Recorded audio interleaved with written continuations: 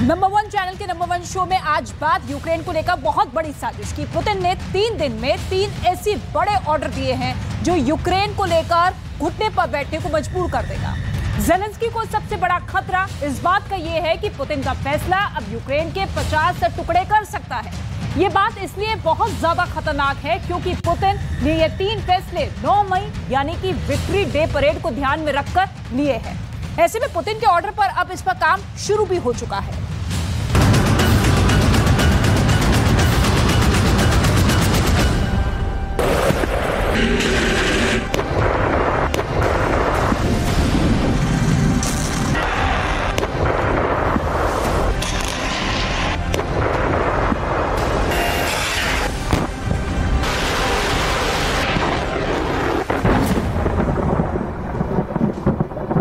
Putin ने पहला order दिया और रक्षा मंत्री सर्गेई शोइगु ने 5-10 नहीं बल्कि 50 जनरल्स को मीटिंग के लिए बुला लिया। सबके पास एक एक मोर्चे की जिम्मेदारी, सबकी निगाहें पुतिन के ऑर्डर पर और सबको दे दी गई एक डेडलाइन। पुतिन ने दूसरा ऑर्डर दिया और सर्गेई शोइगु निकल पड़े हेलीकॉप्टर दौरे पर। वो नीचे उतरे और उनके सामने है रूस के हमले का नया प्लान। ये वो सीक्रेट जगह है जहां शोइगु ने 10-20 नहीं बल्कि 50 बहुत ही खतरनाक T-90 टैंक का मुआयना किया। बखमूत के बाद ये यूक्रेन के नए शहर की तरफ कूच करने की तैयारी है। पुतिन ने तीसरा ऑर्डर दिया तो सर्गेई शोइगु रूस की सबसे खतरनाक परमाणु मिसाइल का तहखाना भी देखा। ये यार्स मिसाइल का अड्डा है और यहाँ करीब 200 फीट गहरे कुएं से यार्स मिसाइल लॉन्च की जा सकती है। इस तहखाने की रिपोर्ट देखकर पूरा अमेरिका दहशत में है, पूरा यूरोप डरा हुआ है क्योंकि रूस में ऐसे 50 मिसाइलों के तहखाने एक्टिव कर दिए गए हैं। यही वजह है कि यूक्रेन पर पुतिन का फाइनल असॉल्ट जल्द होने वाला है। ये ऐसा हमला होगा जिसके बारे में कहा जा रहा है कि रूस अब यूक्रेन के 50 टुकड़े करने के लिए पूरी तरह से तैयार है। 50 टुकड़े यानी डॉनबास से लेकर कीव तक ज़ेलेंस्की का यूक्रेन पूरी तरह ढह जाएगा।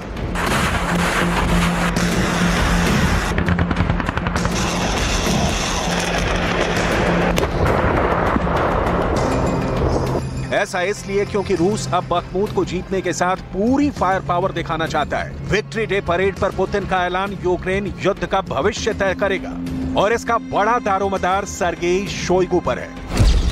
अगर रूस मई 2023 में युद्ध जीत जाता है तो इस जीत का ताज ये शख्स पहनेगा। लेकिन अगर रूस मई 2023 में युद्ध हार जाता है तो करारी शिकस्त का जिम्मेदार भी यही शख्स होगा।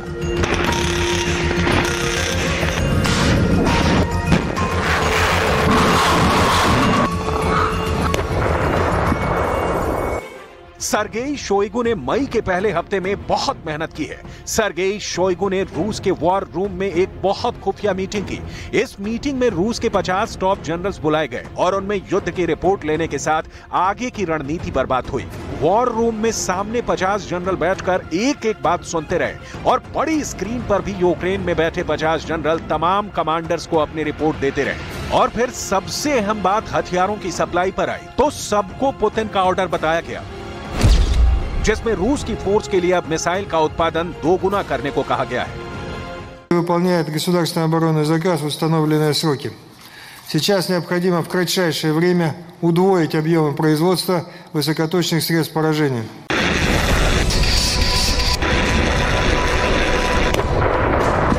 पुतिन ने तय कर लिया है कि अब वो सिर्फ डॉनबास में तबाही नहीं मचाएंगे बल्कि ज़ेलेंस्की को घुटने पर लाने के लिए अब वो उस शहर को बखमूत बना देंगे जहां ज़ेलेंस्की अब तक पुतिन से रहम की उम्मीद करते रहे हैं। पुतिन का फोकस अब बहुत साफ है। पुतिन अब नीप्रो नदी के दूसरी तरफ को आराम मचाना चाहते हैं। अब तक पुतिन के हमले डॉनबास में ज्यादा रहे हैं यानी नीप्रो नदी के पूर्वी तरफ बखमूत में, अवदीविका में, लोहांस्क में पुतिन ने खूब कहर मचाया है। लेकिन अब नदी की दूसरी तरफ यानी पश्चिमी हिस्से को पुतिन दूसरा डॉनबास बनाना चाहते हैं।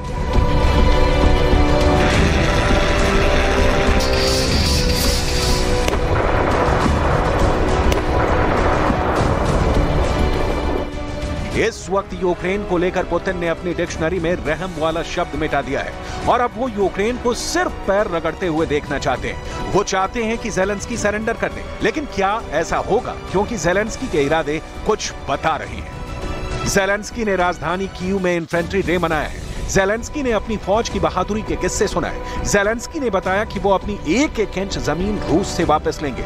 ज़ेलेंस्की ने यह सेरेमनी ऐसे वक्त में मनाने का ऑर्डर किया जब पुतिन की मिसाइल और ड्रोन कब कीव पर हमला बोल दें, किसी को नहीं मालूम। ज़ेलेंस्की ऐसे इवेंट टीवी के लिए करते हैं, अपनी फौज का हौसला कायम रखने के लिए करते हैं, जबकि डॉनबास का बड़ा हिस्सा उनके कब्जे से छूट चुका है।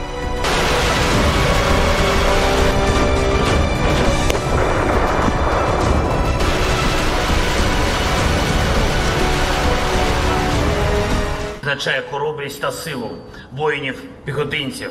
Те, що дає нашій державі найвагоміший результат – незламність нашої оборони. Механізовані, мотопіхотні, гірсько-штурмові, військові частини і підрозділи, наша героїчна піхота є основою захисту на полі бою, а отже… ज़ेलेंस्की अपनी फौज को जोश तो बहुत दिला रहे हैं, लेकिन सच्चाई अलग है। यूक्रेन की जमीन पर इस वक्त पुतिन का सिक्का चल रहा है। कहा जा रहा है कि पुतिन के ऑर्डर ने अब इस युद्ध की स्क्रिप्ट के आखिरी पन्ने लिखने शुरू कर दिए हैं, क्योंकि क्रेमलिन में हुए ड्रोन धमाके के बाद पुतिन ने अब यूक्रेन को कुचलने का इरादा पक्का कर लिया है। क्रेमलिन पर हुए धमाके की तस्वीरें पूरी दुनिया ने देखी हैं। इस धमाके को रूस ने ज़ेलेंस्की की ऐसी गलती माना है जिसे पुतिन किसी कीमत पर माफ नहीं करेंगे। इस हमले का जवाब देने के लिए पुतिन ने अपने रक्षा मंत्री को ऑर्डर जारी कर दिया है। ऑर्डर बहुत साफ है। पुतिन ने अपनी तमाम हथियार बनाने वाली फैक्ट्रियों को बड़ा आदेश जारी किया है।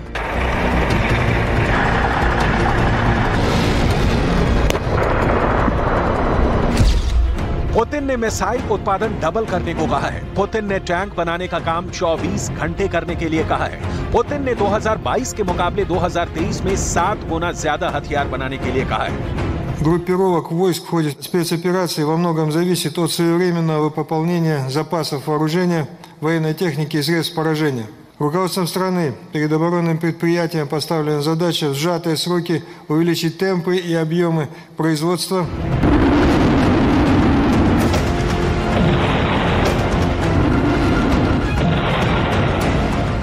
पुतिन की ये तैयारी मई महीने में बड़ा संदेश दे रही है। साथ ही सर्गेई शोइगु का फ्रंट पर पहुंचकर टैंकों का मुआयना करना और सप्लाई लाइन दुरुस्त रखने के लिए रोज अपडेट देने का ऑर्डर, ये दोनों बातें एक ही टारगेट की तरफ इशारा कर रही हैं। पुतिन बहुत जल्दबाजी में नजर आ रहे हैं, इसलिए कह सकते हैं पुतिन मई 2023 में ही ये युद्ध खत्म करना चाहते हैं। पुतिन किसी भी कीमत पर इस युद्ध को जीतना चाहते हैं, लेकिन क्या ऐसा मुमकिन है?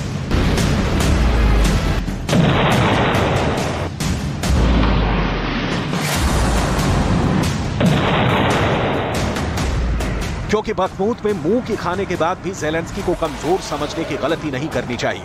ये बात पुतिन अपने कमांडर्स को बार बार याद दिला रहे हैं। इसकी वजह है यूक्रेन से आया एक नया वीडियो। इस वीडियो में ज़ेलेंस्की की फौज केमिकल अटैक के दौरान भी लड़ने की तैयारी कर रही है। ये डोनेट्स्क के पास एक फ्रंट है और आप यहाँ अमेरिका के झंडे वाला हेलमेट पहने इस फौजी को भी देख सकते हैं। साफ जाहिर है कि नाटो ने ज़ेलेंस्की की सेना को फ्रंट पर खड़ा रखने के लिए पूरा जोर लगा दिया है। ये यूक्रेन की सेना का ट्रेनिंग ग्राउंड है और यहाँ हर तरह का हथियार चलाना सिखाया जाता है। एक तरफ एक फौजी लेटे हुए मशीन गन फायर कर रहा है, तो दूसरी तरफ एक फौजी ग्रेनेड लॉन्च करने वाला हथियार लाता है, जिसे RPG-16 कहते हैं। इस लॉन्चर को कंधे पर रखकर इस्तेमाल किया जाता है। RPG-16 से थर्मोबैरिक ग्रेनेड फायर करते हैं, जो आम ग्रेनेड के मुकाबले कई गुना ज्यादा तबाही मचाते हैं। Питерский блиндаж, по якому надо было сработать и вибити оттуда противника. Тобто РПВ-16 призначений для того, це термобарична така граната. Якщо попадає, наприклад, в окоп, то там 1500 ампер, що чоловік просто живим оттуда.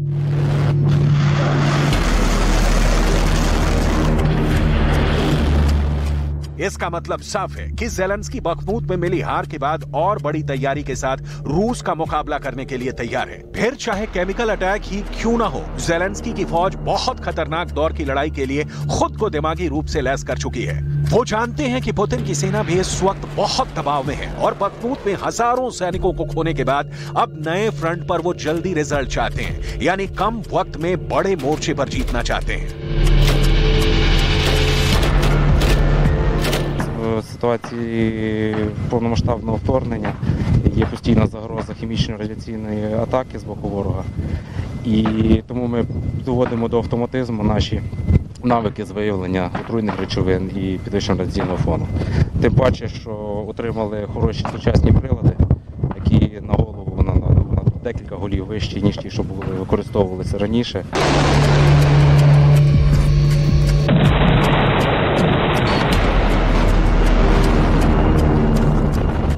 यूक्रेन की सेना की तमाम तैयारियों के बारे में रूस को लगातार अपडेट किया जा रहा है। ये बखमूत का उत्तरी इलाका है जहां यूक्रेन की फौज कुछ हिस्सों में अब भी टक्कर दे रही है। यूक्रेन की फौज यहां जो तोप फायर कर रही है वो सोवियत दौर की D-30 तोप है। 122 मिलीमीटर का गोला दागने वाली ये तोप 20 किलोमीटर दूर बैठे दुश्मन को भी निशाना बना सकती है। इसलिए बखमूत के मोर्चे पर रूस की लापरवाही बना बनाया खेल बिगाड़ सकती है, क्योंकि वैगनर पहले ही बखमूत छोड़ने का ऐलान कर चुका है, क्योंकि उसके पास गोला बारूद खत्म हो चुका है। यूक्रेन का रक्षा मंत्रालय भी अब वैगनर का मुद्दा उठा रहा है। ज़ेलेंस्की का भी मानना है कि पुतिन ने बखमूत में वैगनर को धोखा दे दिया है। रिपोर्ट है कि वैगनर चीफ सर्गेई शोइगु और रूस के army chief general Valery Gerasimov से बहुत नाराज है। उसका कहना है कि इन दोनों की वजह से बखमूत में गोले बारूद की सप्लाई वक्त पर नहीं हुई और उसके हजारों लड़ाके मारे गए।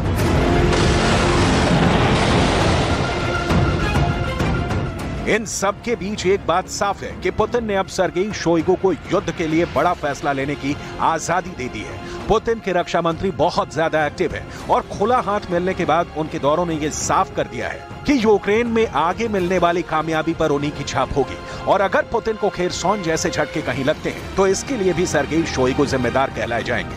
दरअसल पुतिन जब किसी पर भरोसा करते हैं तो हद से ज्यादा करते हैं, और वो जब किसी को बर्बाद करते हैं तो उसे कहीं का नहीं छोड़ते।